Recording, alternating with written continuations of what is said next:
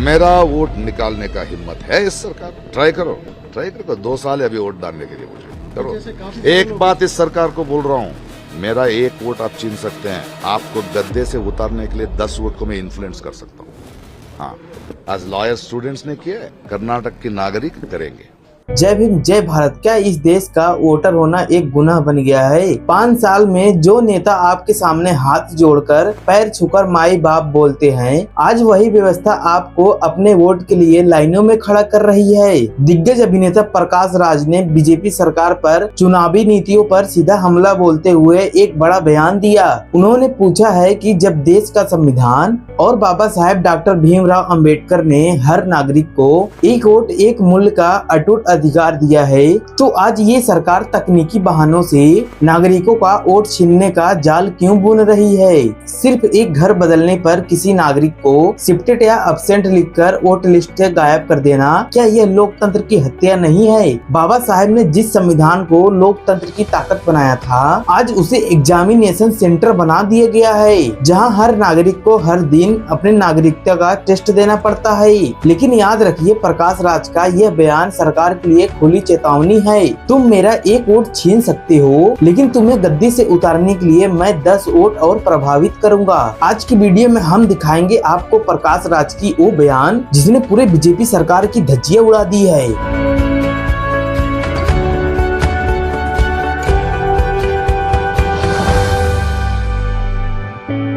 अगर चैनल पर नए हो तो वीडियो को लाइक करना और चैनल को सब्सक्राइब करना बिल्कुल न भूलें। तो चलो हम चलते हैं प्रकाश राज के बयान की तरफ।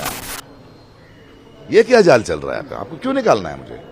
आपको हक किसने दिया कि आप निकालेंगे उसको? अरे यार, इलेक्शन कॉन्स्टिट्यूशन क्लियर है। फॉर्म नंबर 6 नए वोटरों के लिए है। फॉर्म नंबर 6 है जो विदेश में रहते हैं उनके लिए है। फॉर्म नंबर 7 डिलीशन के लिए है।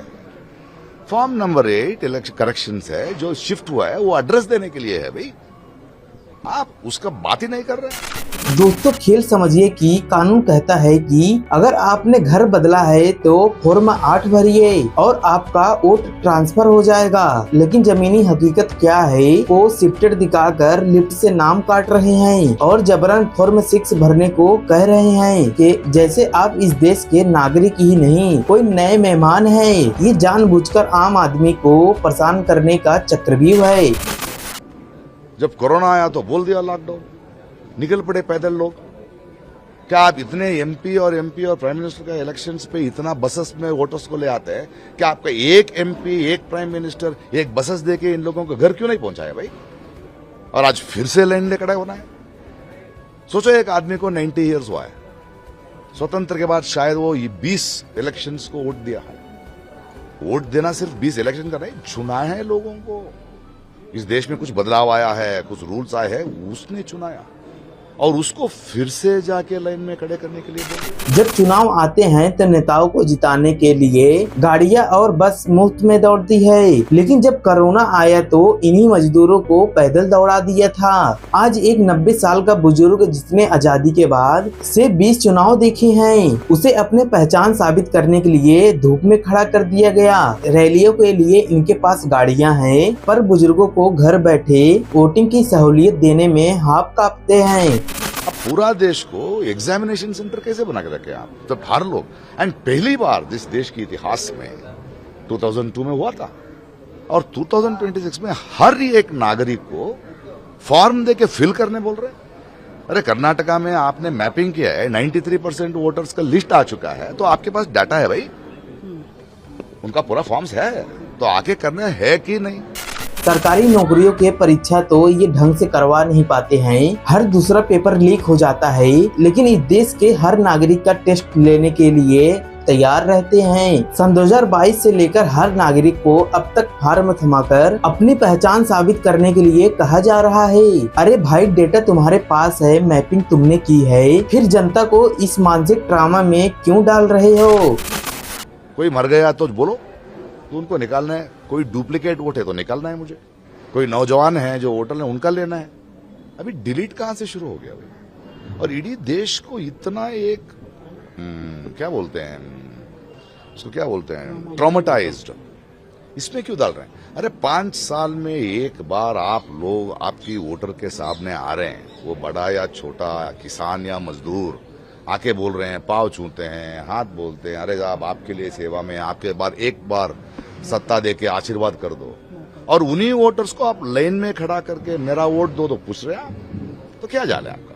सो इस गवर्नमेंट का कुछ है, क्योंकि आप जब डिमोनेटाइजेशन किया, अरे खुद का पैसे लेने के लिए लाइन पे खड़ा लेकिन सरकार एक बात भूल रही है, जनता अब जाग चुकी है। कर्नाटका इसका सबसे बड़ा उदाहरण बनने जा रहे हैं। वहां के छात्रों, वकीलों और आम नागरिकों ने इस तानाशाही के खिलाफ मोर्चा खोल दिया है। जब संस्थाओं पर ऊपर से दबाव डाला जाता है तो देश की जनता खुद संविधान की ढाल बनकर खड़ी हो जाती है। वोट देना सिर्फ 20 इलेक्शन का नहीं, चुना है लोगों को।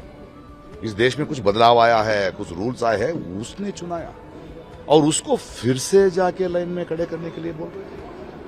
ये क्या जाल है? पूरा आपका लीक्स तो हो रहा है एग्जामिनेशन, पूरा देश का नागरिकों को टेस्ट पे क्यों रख रहे हैं भाई? सर, 1 करोड़ से ज्यादा वोट तो जो है कर्नाटक में भी डिलीट हो रहे हैं। क्या आप कोर्ट जाएंगे? क्योंकि अभी तक जो है चुनाव आयोग मान नहीं रहा है आपकी बात। फॉर्म 8 दिया नहीं जा रहा है, फॉर्म 6 पे ही अटके हुए हैं, और साथ ही में जो है मेरा वोट निकालने का हिम्मत है इस सरकार को। ट्राई करो। 2 साल है अभी वोट डालने के लिए, मुझे करो। एक बात इस सरकार को बोल रहा हूं, मेरा 1 वोट आप छीन सकते हैं, आपको गद्दे से उतारने के लिए 10 वोट को मैं इन्फ्लुएंस कर सकता हूं। हाँ, काफी सारे लोग हैं। आगे तो जंग भाई। Karnataka will be an example how he did. आज जेनजी ने किया, आज लॉयर स्टूडेंट्स ने किया, कर्नाटक के नागरिक करेंगे। Thank you sir. Date extend होनी चाहिए सर, 3 एक्सटेंड वो कर चुके हैं। देखिए, मैं इलेक्शन कमीशन को, क्योंकि अभी आप अब ये भी सोचिए कि इलेक्शन कमीशन एक ऑफिस है, उन पे इतना दबाव क्यों डाल? अंत में यह लड़ाई किसी एक पार्टी की नहीं है, लेकिन बाबा साहेब के दिए हुए उस सबसे बड़े हथियार की लड़ाई है जिसे वोट कहते हैं। सरकार कान खोलकर सुन ले, आप सत्ता की दम पर किसी की वोट काट सकते हैं, लेकिन जब वो चोट खाया हुआ नागरिक बाहर निकलेगा तो वो अकेले आपके खिलाफ 10 वोटों को और काट सकते हैं। आने वाले दिनों में यह जंग ईवीएम की मशीन पर नहीं, जनता के गुस्से से लड़ाई होगी। क्या आपके इलाकों में भी वोटर से नाम गायब हो रहे हैं? हमें कमेंट सेक्शन में अपनी राय जरूर बताएं। अगर वीडियो पसंद आया हो तो वीडियो को लाइक करें और चैनल को सब्सक्राइब करना बिल्कुल ना भूलें। तब तक के लिए जय भीम, जय भारत।